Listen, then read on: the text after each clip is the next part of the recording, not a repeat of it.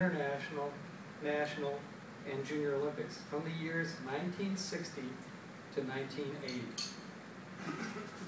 And let me reinforce that. Had he not dropped out of judo, I'm sure it would have been from 1960 to the present.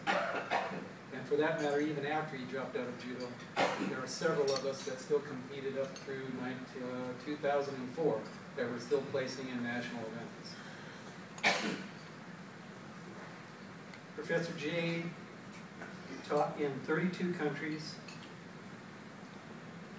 and was internationally known as a jiu-jitsu master. We had several really intense matches when we were younger.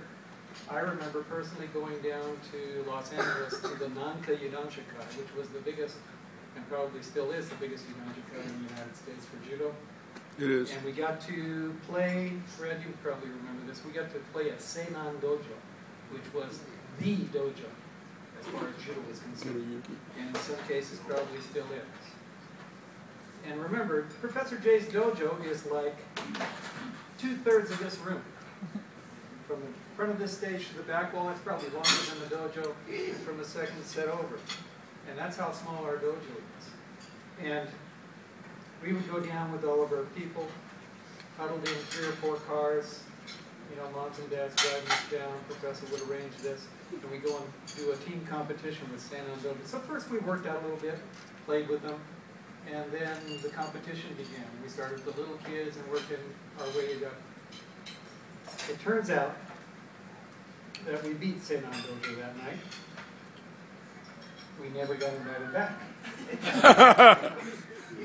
Professor was proud of that fact. Outstanding invitational matches. So these are Professor's words here. Island Judo Club was invited to compete against the UC Berkeley 7-member team and the Air Force Academy team for Colorado Springs in 1972. This was a year or 2 after I left and went away to college. This is probably Brad's heyday. In a 3-way meet. Island's team of Brad Burgo, Dave Fisher, John Wilhite, Dan Howell, Tony Grillo, and Carl Pennington, all high school kids, and Larry Williams, a freshman in college, who had won the Far Western Black Belt 1954 pound crown, were members of the team. They defeated UC Berkeley.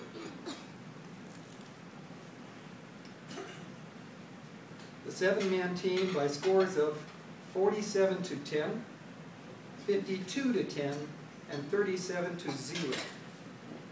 Island defeated the U.S. Air Force Academy 50-10 and 50-14.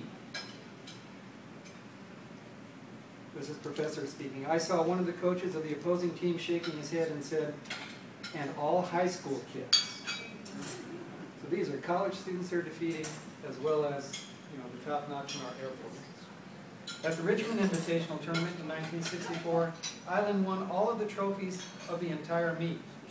One of the parents of the opposing team told him, "I don't think you people will be invited again." He thought she was kidding. She wasn't. The following year, they did not get an invitation. Professor was pretty good about ruining a place to go. At the Santa Monica meet, we brought 18 boys. We won 15 individual trophies and the junior, intermediate, and senior team trophies. The 3 boys in our club that did not place were eliminated by our own boys, not by the opposing team members. We brought home 18 trophies. At the San Fernando Valley Judo meet, Island defeated their host in the winner stay-in matches. San Fernando's hotshot, a Japanese boy, had beaten 2 of our boys. Then he met Heather Burgo, Brad's older sister. She almost defeated him, but was finally thrown. He was bigger than all those that he had beaten. Sonia came next. Everyone was flabbergasted. Sonia stopped his winning streak when she threw and pinned her much heavier opponent.